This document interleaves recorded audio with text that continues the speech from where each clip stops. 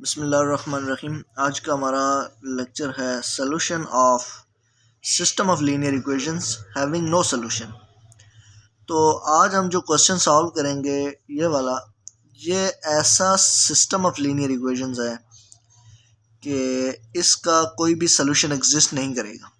ठीक है, ऐसी एग्जांपल हमने ली है कि सोल्यूशन एग्जिस्ट नहीं करेगा और इसको जिस सिस्टम का सोल्यूशन एग्जिस्ट नहीं करता उसको हम कहते हैं inconsistent system of linear equation. तो हम कहेंगे ये जो सिस्टम है ये इनकंसिस्टेंट है। अगर सोल्यूशन नहीं एग्जिस्ट करेगा तो इनकंसिस्टेंट है, और अगर सोल्यूशन एग्जिस्ट करेगा तो उसको हम कंसिस्टेंट कहते हैं। लेकिन हमने इससे पहले दो वीडियोस देखी हैं, उनमें दो क्वेश्चन देखे हैं। पहले में हमने ऐसा सिस्टम लिया है जिसके यूनिक सोल्यूशन एग्जिस्ट कर रहा है, और दूसरा क्वेश्चन जो हमने सॉल्व किया है दूसरी वीडियो में, उसमें इनफाइनाइट मैनी सोल्यूशन एग्जिस्ट कर रहे थे। और ये वाला जो सिस्टम आज हम ले रहे हैं इसका कोई भी सोल्यूशन एग्जिस्ट नहीं करेगा। तो आइए स्टार्ट करते हैं। अब हाँ, आपको पता चल जाएगा ये क्वेश्चन सॉल्व करने के बाद कि जब किसी सिस्टम का सोल्यूशन एग्जिस्ट नहीं करता तो वो उसको किस तरह से सॉल्व किया जाता है और कैसे हमें पता चलता है कि सोल्यूशन एग्जिस्ट करता है कि नहीं करता। तो इसकी ऑगमेंटेड मैट्रिक्स बनानी है आपने। Augmented matrix of above system is augmented matrix, इसके कोफिशिएंट मैट्रिक्स लेना होता है 1 -1 2 1 -1 2 2 -6 5 2 -6 5 3 5 4 3 5 4। यहाँ पे आप डॉट डॉट करके इधर लिखेंगे 1 7 -1 7 -।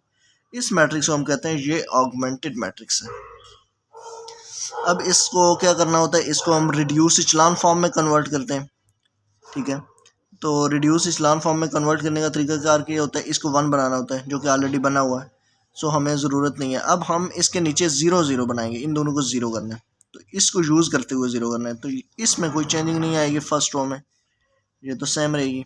इसको 0 करने के लिए इसको 2 से मल्टीप्लाई करें, दोनों को बराबर कर लें, बराबर यूँ होंगे कि इसको 2 से मल्टीप्लाई करेंगे, उसके बाद इसमें से ये माइनस कर लें, यानी इसको 2 से मल्टीप्लाई करेंगे तो 2r1 हो जाएगा, यानी कि r1 को हमने 2 से मल्टीप्लाई कर लिया। अब r2 माइनस कर दें, अब ये 0 हो जाएगा यहाँ पे। इसी तरह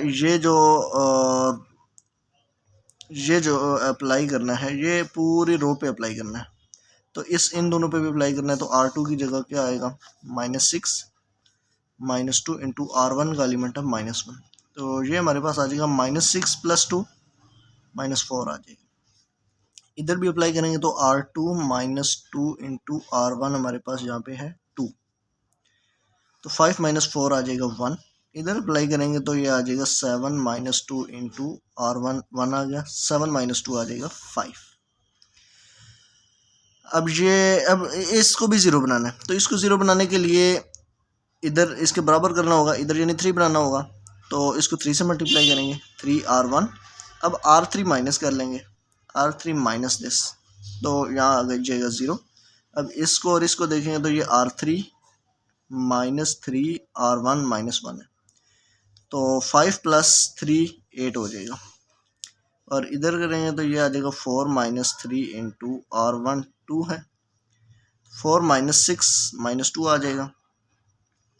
इसके बाद आ जाएगा r3 -3 इंटू r1 हमारे पास 1 आ जाएगा। ये सारा रफ वर्क है, ठीक है, तो -3 -3 -6 आ जाएगा। अब उसके बाद हमारा काम ये होता है कि हम फर्स्ट रो में जब यहाँ 1 बनाने के बाद नीचे दोनों 0 बना देते हैं, फिर हम सेकंड रो में आ जाते हैं। सेकंड रो में इसको हमने 1 बनाना होता है। इसको 1 बनाने का तरीका ये होता है कि जो कुछ लिखा हो उसी से डिवाइड कर दें इसको। तो ये -4 लिखा है, तो -4 से पूरी रो को डिवाइड कर लें, r2 डिवाइडेड बाई -4, तो ये रो पूरी -4 से डिवाइड हो जाएगी। जबकि फर्स्ट और थर्ड रो जो होगी उस पर कोई चेंजिंग नहीं आएगी, उसको हम यूँ ही लिख देंगे -2 -6। अब ये 0 -4 से डिवाइड होगा 0 होगा, इधर 1 आ जाएगा। ये -4 से डिवाइड होगा तो -1/4 हो जाएगा और -5/4 आ जाएगा यहाँ पे। अब हमने क्या करना है कि हमने इधर भी और इधर भी 0 बनाने हैं, तो यहाँ पे तो 0 बनाना आसान है। मैं पहले अगले पेज पे चलता हूँ, मैं ये वाला लास्ट स्टेप इसको एक दफ़ा फिर लिख लेता हूँ। इस स्टेप में मैं कोई ऑपरेशन नहीं कर रहा, मतलब तो मैं खाली पिछले क्वेश्चन को ही जो लास्ट स्टेप था उसको दोबारा लिख रहा हूँ। -5/4 0 8 -2 -6 और उस पर हमने ऑपरेशन जो लगाया था वो था R2 डिवाइडेड बाई -4। अब मैंने कहा था इन दोनों को ज़ीरो बनाना है, तो इसको ज़ीरो बनाना तो आसान है, इसको इसमें ऐड कर लें, ज़ीरो हो जाएगा। तो इसको इसमें कोई चेंजिंग नहीं करेंगे, इसको यूज़ करके हम इन दोनों को ज़ीरो करेंगे, इसको भी इसको भी, तो इसमें कोई चेंजिंग नहीं होगी सेकंड रो में, तो सेकंड रो को तो हम यूँ ही लिख सकते हैं। तो ये यहाँ पे आ जाएगा, यहाँ पे ज़ीरो बनाना होगा तो R1 + R2 कर लें, R1 + R2 करेंगे तो ज़ीरो हो जाएगा यहाँ पे, और इन दोनों को प्लस करेंगे तो ये तो 1 ही होगा। अब यहाँ पे आ जाएगा ज़ीरो। अब इन दोनों को प्लस करेंगे तो क्या होगा, 2 - 1/4 करेंगे तो यहाँ पे एलसीएम लेना पड़ेगा, 4 2 ज़ार 8 -1 7/4 आ जाएगा। और यहाँ पे इनको प्लस करेंगे 1 - 5/4 तो ये आ जाएगा 4 - 5 यानी कि -1/4। और यहाँ पे अब ज़ीरो बनाना है हमने, तो इसको ज़ीरो बनाने का तरीकाकार ये है कि इसको 8 से मल्टीप्लाई करें, यानी कि 8R2। अब इसमें से माइनस कर लें R3 माइनस, असल मकसद इसको ज़ीरो बनाना है, तो इस तरह से ज़ीरो बनेगा। पहले इसको 8 से मल्टीप्लाई करेंगे, इसमें से ये माइनस करेंगे, ज़ीरो हो जाएगा, तो ये तो ज़ीरो रहेगा। ये भी ज़ीरो बनेगा जब ये ऑपरेशन अप्लाई करेंगे इसमें। अब ये चीज़, ये ऑपरेशन इन दोनों पे भी अप्लाई करना है, तो R3 -2 है और -8 × R2 हमारे पास -1/2 है, -1/4 4 2 ज़ार 8 और यहाँ पे आ जाएगा -2 + 2, ये आ जाएगा ज़ीरो। और यहाँ पे भी सेम रूल अप्लाई करना है, तो क्या होगा, R3 हमारे पास -6 है और -8 × R2 -5/4 -5/4 4 2 ज़ार 8 और ये आ जाएगा -6 माइनस प्लस 5 2 ज़ार 10, यहाँ से आ जाएगा हमारे पास आंसर 4। अब देखें 1 के ऊपर नीचे ज़ीरो बना दिया। अब तीसरी रो में आ जाए, तीसरी रो में यहाँ तक देखना है, इधर कोई नॉन ज़ीरो एलिमेंट नहीं बचा कि जिसको हम फिर डिवाइडेड बाई मतलब जिसको फिर हम 1 करें, तो यहाँ तक तो कोई एलिमेंट ही नहीं, इधर है, इसको नहीं करना। हम यहाँ तक रिड्यूस इचेलॉन फॉर्म में, हम यहाँ इसको रिड्यूस इचेलॉन फॉर्म में कन्वर्ट करते हैं कोफिशिएंट मैट्रिक्स, इसको नहीं करते।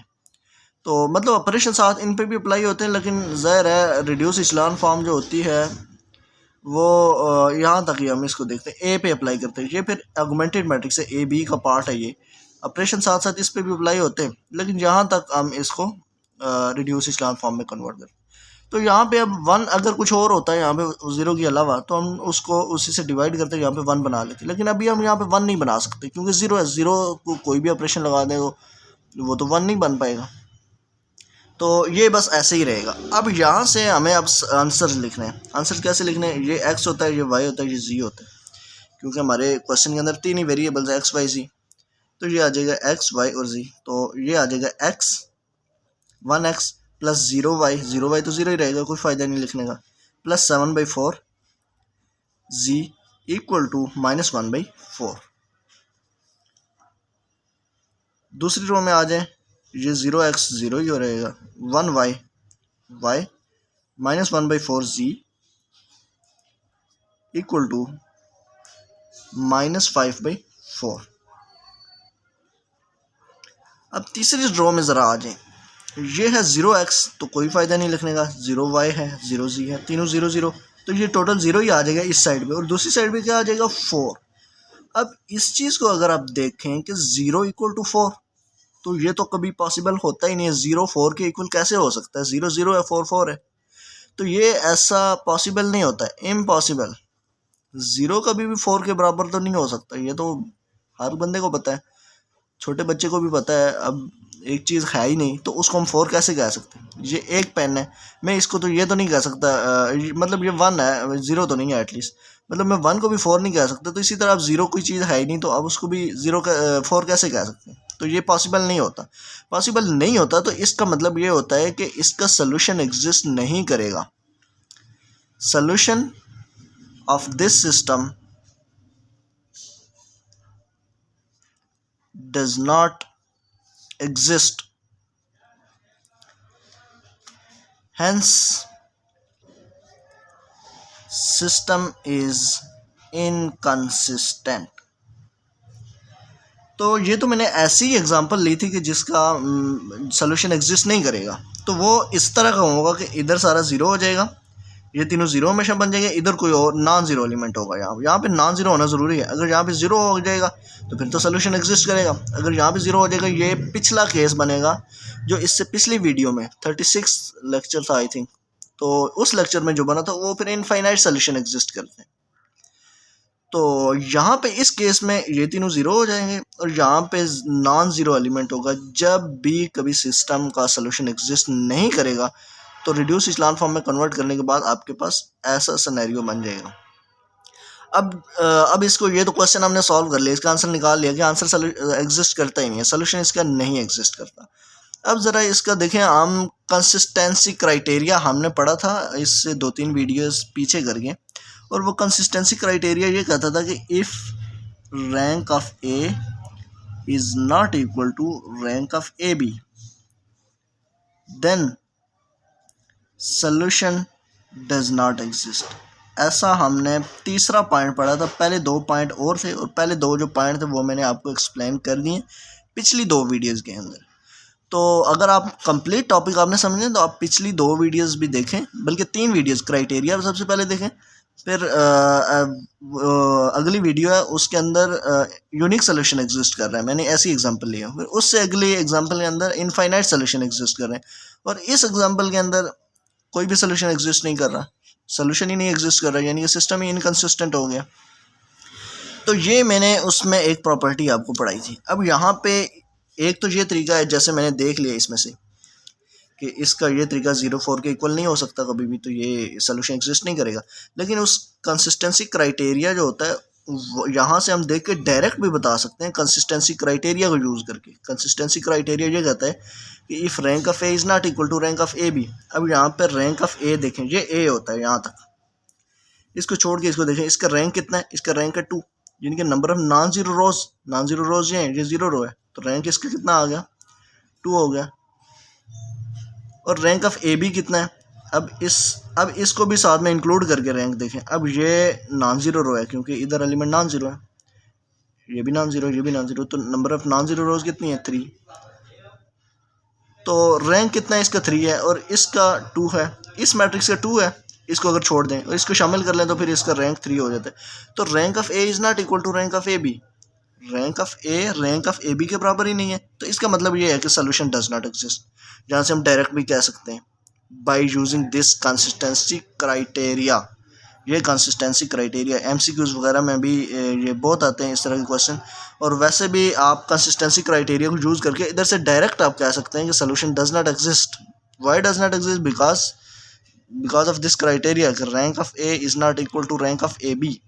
और अगर आप चाहें तो आप इस तरह से सॉल्व करके भी बता सकते हैं कि 0.4 के इक्वल नहीं हो सकता, तो इस वजह से ये सोल्यूशन एग्जिस्ट नहीं करेगा। तो ये 3 तरह के क्वेश्चंस यहाँ से बनते हैं। सिस्टम ऑफ लीनियर इक्वेशंस को सॉल्व करते हैं जब आप, तो 3 तरह के सिनेरियोज हो सकते हैं, या तो यूनिक सोल्यूशन एग्जिस्ट करता है, या इनफाइनाइट सोल्यूशन एग्जिस्ट करते हैं, या फिर सोल्यूशन ही एग्जिस्ट नहीं करता। तो इन तीनों से रिलेटेड मैंने एक एग्जांपल करवा दिया और आपको समझा दिया कि किस तरह का जो क्वेश्चन होगा उसको सॉल्व करेंगे एट द एंड। सॉल्व करने के एंड पे किस तरह हमें पता चलेगा इसका सोल्यूशन एग्जिस्ट करता है नहीं करता, इनफाइनाइट सोल्यूशन एग्जिस्ट करता है या यूनिक सोल्यूशन एग्जिस्ट करते हैं। तो मैंने तीनों तरह की एग्जांपल लेके सॉल्व कर लिए। आपको चाहिए कि आप चैनल पे जाएं, चैनल के जहाँ पे नाम लिखा हो उस पर क्लिक करें, अंदर जाके प्ले लिस्ट में जाएँ, प्ले लिस्ट में जाके आप मैट्रिसेस के प्ले लिस्ट में जाएँ। मैट्रिसेस के अंदर फिर वीडियोस पड़ी हुई हैं, नंबरिंग दी हुई है, वीडियो 1, वीडियो 2, वीडियो 3, उन सारी को 1 बाई 1 देखें। तो आपको पूरा मैट्रिसेस का जो टॉपिक है, मैट्रिसेस से मतलब आपकी एक एक चीज़ वहाँ पे क्लियर हो जाएगी। और फिर भी अगर आपको कोई चीज़ समझ नहीं आती तो आप कमेंट में पूछ सकते हैं, मैं वहाँ पे आपको क्लियर कर दूँगा। तो आज के लिए इतना काफ़ी। अगली वीडियो में नए टॉपिक के साथ आएंगे और उसमें होमोजीनियस लीनियर इक्वेशन को सॉल्व करेंगे। ये था नॉन होमोजीनियस का मतलब क्या होता है? नॉन होमोजीनियस का मतलब ये होता है कि ये जो कांस्टेंट टर्म्स है ये नॉन ज़ीरो है, ये ज़ीरो नहीं है। कांस्टेंट का मतलब ये है कि जिनके साथ वेरिएबल नहीं है। अब इनके साथ वेरिएबल है x y z, इधर कोई वेरिएबल नहीं, तो ये कांस्टेंट टर्म्स है। ये नॉन ज़ीरो है, तो ये नॉन होमोजीनियस सिस्टम है। और इससे अगला जो टॉपिक होगा उसमें हम होमोजीनियस पढ़ेंगे, जहाँ यहाँ पे 0 0 होंगे राइट साइड पे। तो उसको कैसे पढ़ेंगे, क्या उसको कैसे सॉल्व करेंगे, वो हम अगली वीडियो में देखेंगे। आज के लिए इतना काफ़ी है। अल्लाह हाफिज़।